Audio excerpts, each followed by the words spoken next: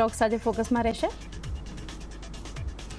જી, આજના દિવસે જો આપણે શરૂઆત કરવાની છે, સૌથી પહેલાં એક્સેન્ચરના પરિણામો આપણને આવતા દેખાયા છે અને એક્સેન્ચરના પરિણામોની અસર આપણને ખબર છે કે આવનારા સમયમાં આઈટીના જે કંપનીઓ છે એના પર પણ પડે છે અને એક દિશા નક્કી થાય છે. તો જુઓ, એક્સેન્ચરના જે Q3ના પરિણામો આવ્યા છે, Q4માં કંપનીની આવક લગભગ $16.5 બિલિયન પર આપણને રહેતી જોવા મળી છે. લોકલ કરન્સીની અંદર જે ગ્રોથ છે એ 1.4% રહ્યો છે અને ડોલર ટર્મની અંદર 1%નો ગ્રોથ આપણને ખાસ કરીને અહીંયાથી જોવા મળ્યો છે. આ ઉપરથી GAAP ઓપરેટિંગ માર્જિન જે છે એ 1.8%થી વધીને 16% પર રહ્યા છે અને એડજસ્ટેડ માર્જિન 16.4% પર રહેતા જોવા મળ્યા છે.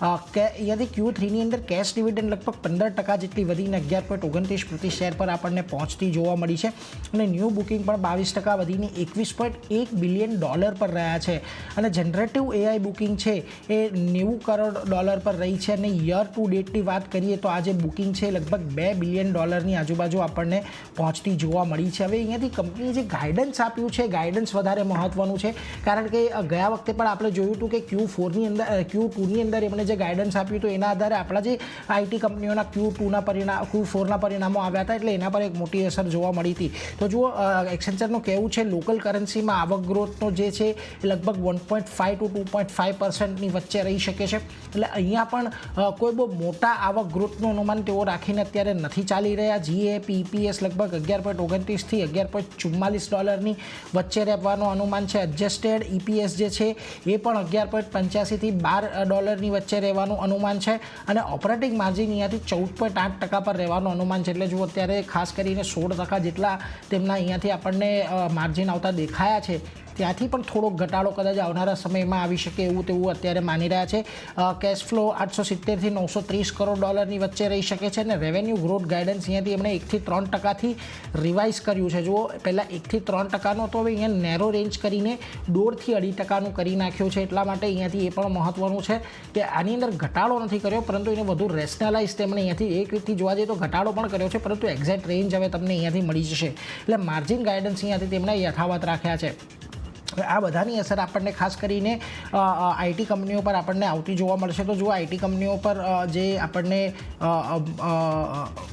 બ્રોકરેજ આવી રહી છે, એક્સેન્ચર પર મોર્ગન સ્ટેનલી કહી રહ્યા છે સારા પરિણામ અને કમેન્ટ્રીની એક પોઝિટિવ અસર જોવા મળશે અને સ્મોલ ડીલર્સમાં કન્સલ્ટિંગ બિઝનેસની અંદર એક ગ્રોથ જોવા મળ્યો છે. એ જ કારણ છે કે ગઈકાલે આપણને એક બહુ મોટો ઉછાળો અમેરિકાના સ્ટોક માર્કેટની અંદર એક્સેન્ચરની અંદર જોવા મળ્યો, પરંતુ આઈટી પર ભારતીય આઈટી કંપનીઓ પર નોમુરાનું કહેવું છે કે એક્સેન્ચરે FY24 રેવન્યુ ગાઈડન્સનો લક્ષ્ય અહીંયા 1.5 થી 2%નો રાખ્યો છે અને જનરેટિવ એઆઈના લાર્જ પ્રોજેક્ટથી ઓર્ડર બુક અહીંયાથી મજબૂત બની છે. એટલા માટે જો તેઓએ લાર્જ કેપની અંદર ટેક મહિન્દ્રા, સ્મોલ કેપની અંદર કોફોર્જ, બિરલાસોફ્ટ, ઈ-ક્લર્ક્સને તેઓ અહીંયાથી પ્રાધાન્ય આપી રહ્યા છે. એની સામે TCS, Wipro, LTI, Mindtree, L&T tech અને એમ્ફેસિસ, આ બધી જગ્યાઓ પર તેમણે જે પોતાના રેટિંગ છે એ થોડાક રિડ્યુસ કરી નાખ્યા છે. એટલે આજના દિવસમાં આઈટી સ્ટોક્સ આપણને ખાસા એવા ફોકસમાં દેખાશે. એઝ સચ આપણને કોઈ બહુ નેગેટિવ સમાચાર આવતા જોવા નથી મળ્યા એક્સેન્ચરના પરિણામો તરફથી. એ એક પોઝિટિવ લઈને કદાચ આજે આઈટી સ્ટોક્સમાં આપણને એક તેજી જોવા મળે.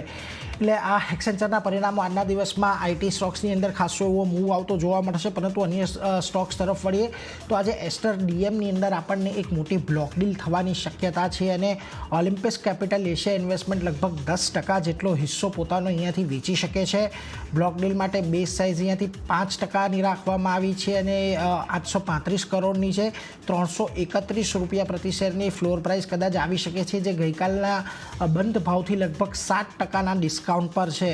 અને જો અહીંયાથી તેમને એવું લાગે છે કે કદાચ વધારે ડિમાન્ડ આવે છે તો પછી લગભગ 1670 કરોડનો તેઓ અહીંયાથી હિસ્સો વેચી શકે છે. એટલે 5%ની આજુબાજુની બ્લોક ડીલની અત્યારે તો બેઝિક ઓફર સાઇઝ છે, પરંતુ જો ડિમાન્ડ વધારે આવે તો 10% સુધીના હિસ્સો પણ તેઓ અહીંયાથી વેચી શકે છે. જોવું રહ્યું આજના દિવસમાં અહીંયા આપણને કેવી એક ઇમ્પેક્ટ આવતી જોવા મળે છે એસ્ટર ડીએમની અંદર. આની સાથે જ વોલ્ટાસના પર પણ એક સમાચાર આવતા દેખાયા છે. સિંગાપોરની કંપની છે યુનિવર્સલ MEP પ્રોજેક્ટ, તેમની સાથે શેર પરચેસ એગ્રીમેન્ટ તેમણે કર્યા છે અને ઓવરસીઝ કંપનીઓમાં ડાયરેક્ટ રોકાણને ટ્રાન્સફર કરવા માટેના તેમણે અહીંયાથી આ જે એગ્રીમેન્ટ છે એ કર્યા છે. એટલે આજના દિવસમાં વોલ્ટાસ પર પણ થોડી ઘણી અસર કદાચ આપણને જોવા મળે. અહીંયા કોઈ બહુ મોટી અસર આજે આપણે અપેક્ષિત નથી રાખી રહ્યા.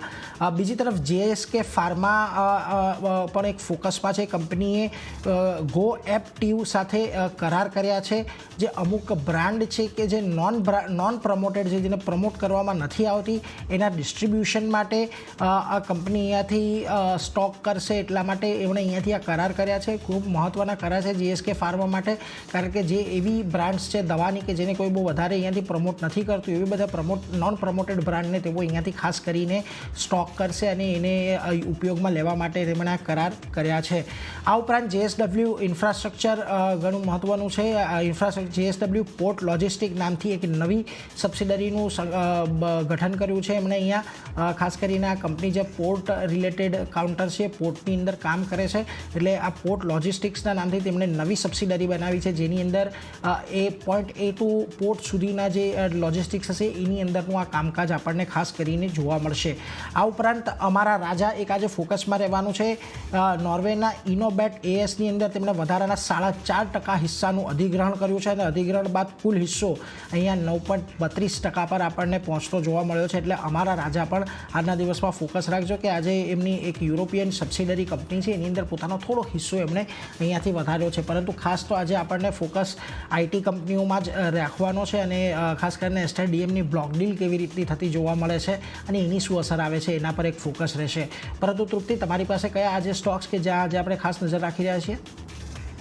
Good morning Neeraj. હું શરૂઆત GE પાવરથી જ કરીશ. આપણે GE પાવર પર અગર નજર કરીએ છીએ તો કંપનીને એક LOA મળ્યો છે. એમ કહી શકાય કે કંપનીને એક મોટો ઓર્ડર્સ મળ્યો છે. તેમને NTPC GE પાવર સર્વિસ માટે તેમને 243.46 કરોડના LOI મળ્યા છે અને આ કંપનીને જે ઓર્ડર્સ મળ્યા છે તેની હવે હું જણાવી દઉં કે કંપનીની આ ઓર્ડર્સ મળ્યા બાદ કંપનીની હવે જે ટોટલ ઓર્ડર બુક જે છે તે લગભગ હવે માર્ચ 31, 2023 સુધીનો અગર હિસાબ કિતાબ અગર આપણે કરીએ છીએ તો તે 3,615.30 કરોડ સુધીની પહોંચી ગઈ છે. અને કંપનીની અગર વાત કરીએ તો તમને એ પણ જણાવી દઉં કે કંપનીની હવે ખાસ કરીને કંપની જે હાઇડ્રો પાવર પ્રોજેક્ટ છે તેના પર હવે વધુ પોતાનો આગળ પ્રોગ્રેસ કરી રહ્યા છે. તેના પર વધુ નવા ઓર્ડર્સ પણ લઈ રહ્યા છે અને કંપનીની FY23માં ટોટલ તેમની ઓર્ડર ઇન્ફ્લો જે છે તે લગભગ આપણને 63% પર પહોંચી પણ જોવા મળી રહી છે, જે FY22માં લગભગ માત્ર 22% પર હતી. એટલે ખૂબ જ એક સારું આપણને ગ્રોથ પણ કંપનીનો બિઝનેસ પર જોવા મળી રહ્યો છે અને હવે કંપનીને ફરી એક નવો ઓર્ડર્સ પણ મળ્યો છે. એટલે આજે આ કાઉન્ટર ફરી આપણા એક રડારમાં રહેશે. ત્યારબાદ નજર કરી લઈએ ONGC પર. ONGCમાં આજે બે સમાચાર છે. પહેલા છે કે કંપનીમાં CEOની નિયુક્તિ કરવામાં આવી છે કે બોર્ડે દેવેન્દ્ર કુમારની તાત્કાલિક અસર પર તેમને CFO તરીકેની તેમની નિમણૂક કરી છે અને સાથે કંપનીને બોર્ડ પાસેથી એક મંજૂરી મળી છે, જેમાં ખાસ કરીને તેમની સબસિડરી કંપની ONGC પેટ્રો એડિશન્સને દેવા દ્વારા એટલે કે ઋણ દ્વારા 5,400 કરોડ એકત્ર કરવા માટે LOC માટે એમને મંજૂરી મળી રહી છે. LOC એટલે મતલબ કે લેટર ઓફ કમ્ફર્ટ. આના માટે તેમને બોર્ડ પાસેથી મંજૂરી મળી છે અને જે રીતે મેં કહ્યું કે ONGC તેમની સબસિડરી કંપની છે તેમાં ઋણ ફંડ્સ એકત્ર કરવા માટે તેમને આ મંજૂરી આપવામાં આવી છે. અને ONGCની વાત કરું તો આ સપ્તાહમાં આપણને ONGCમાં નવા રેકોર્ડ હાઈ પણ બનતા જોવા મળ્યા હતા. એટલે આ કાઉન્ટર આજે ફરી આપણા રડારમાં જોવા મળી શકે છે. ત્યારબાદ નજર કરી લઈએ આપણે જિંદલ સ્ટેનલેસ માટે. અહીંયા સમાચાર આવ્યા છે, સપ્લાયના સમાચાર મળી રહ્યા છે આપણને. તેઓ મોઝમ્બિક માટે તેઓ સ્ટેનલેસ સ્ટીલની સપ્લાય કરશે, જેમાં ખાસ કરીને તેઓ 100 મેટ ઇન્ડિયા ફ્રેટ વેગનના ઉત્પાદન માટે તેઓ આ સ્ટેનલેસ સ્ટીલની સપ્લાય કરશે. એટલે પોઝિટિવ સમાચાર છે. કંપનીને એક નવો ઓર્ડર્સ પણ મળ્યો છે, પરંતુ ઓવરઓલ કેટલી વેલ્યુઝ છે એ આપણને આવનારા સમયમાં ખબર પડશે. ત્યારબાદ આપણને ખ્યાલ આવશે કે કંપનીનો બિઝનેસ ગ્રોથ કેવી રીતે થવા મળી શકે છે. ત્યારબાદ નજર કરી લઈએ યુનિયન બેંક્સ માટે. ગઈકાલે પણ આપણે જોયું કે બધી જ નાની બેન્કોએ આઉટ પરફોર્મ આપણને પ્રદર્શન દેખાડ્યા છે.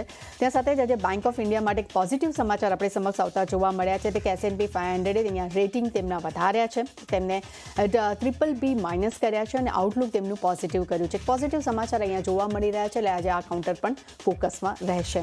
ત્યારબાદ નજર કરી લઈએ PNB હાઉસિંગ માટે. ગઈકાલે આપણે જોયું કે PNB હાઉસિંગમાં મોટી બ્લોક ડીલ થઈ હતી અને લગભગ 20.72 કરોડની લાખની આપણે બ્લોક ડીલ થતાં આપણે જોઈ હતી. અને આજે હવે તેના પર એક ખુલાસો થયો છે કે તેમાં એક ફંડ એક્શન પણ થયું છે, જ્યાં શેર્સ વેચાયા છે. સામે મોર્ગન સ્ટેનલી એશિયા સિંગાપોરે લગભગ 22.86 લાખ શેર ખરીદ્યા છે અને સામે બીજી તરફ PNB પારીબાઝ ફાઇનાન્શિયલે પણ માર્કેટમાં લગભગ 1% હિસ્સો તેમનો ખરીદ્યો છે. એટલે જ્યાં બ્લોક ડીલમાં હિસ્સો વેચાયો તો સામે આ બંને જ પ્રમોટર્સ છે જેમને હિસ્સો ખરીદ્યો છે. ત્યારબાદ નજર કરી લઈએ આપણે રેન્ટેક પર રેન્ટેકમાં પણ આપણે જોયું હતું કે ગઈકાલે ત્યાં પણ એક આપણને મોટી બ્લોક ડીલ થતી જોઈ હતી. ત્યાં લગભગ 21.56 લાખ શેર્સની ત્યાં આપણે એક બ્લોક ડીલ થઈ હતી અને આજે અહીંયા પણ એક ફંડ એક્શન જોવા મળ્યું હતું. ગઈકાલે ત્યાં એક્સિસ મ્યુચ્યુઅલ ફંડે 0.8% હિસ્સો એટલે લગભગ એમ કહી શકાય કે 9.49 લાખ શેર્સ તેમને ખરીદ્યા છે. એટલે અહીંયા પણ એક સારી એવી આપણને એક્શન જોવા મળી છે કે ગઈકાલે આપણે જોયું કે આ કાઉન્ટર નીચલા સ્તરેથી સારું બાઉન્સ બેક થતું આપણને જોવા મળ્યું હતું અને આજે ફરી એક પોઝિટિવ સમાચાર છે એટલે જોવાનું રહેશે કે ફંડ એક્શનને બજાર કેવી રીતે ચૂઝ કરે છે. અને ત્યારબાદ સેકન્ડ લાસ્ટ કાઉન્ટર પર નજર કરી લે ઇન્ડિયા બુલ્સ રિયલ એસ્ટેટ માટે. અહીંયા પણ એક ફંડ એક્શન જોવા મળી હતી. ગઈકાલે પણ ત્યાં એક બ્લોક ડીલ થઈ હતી પરંતુ બ્લોક ડીલની સામે અહીંયા બેંક ઓફ અમેરિકાના સિક્યોરિટીઝ યુરોપ એસે ત્યાં 0.54% હિસ્સો અહીંયા ખરીદ્યો છે અને અગર હું શેર્સની વાત કરીશ તો લગભગ 34.38 લાખ શેર્સ અહીંયા ખરીદવામાં આવ્યા છે. એટલે અહીંયા પણ એક સારી એવી ફંડ એક્શન આપણને જોવા મળ્યું છે. એટલે ચાંદની ઘણા બધા લાંબુ લિસ્ટ હતું નો ડાઉટ શેર્સનું, પણ ખાસ કરીને આઈટી કંપની આજે ફોકસમાં રહેશે. જોવાનું રહેશે કે કેવું રિએક્શન બજાર આપે છે. તો બધા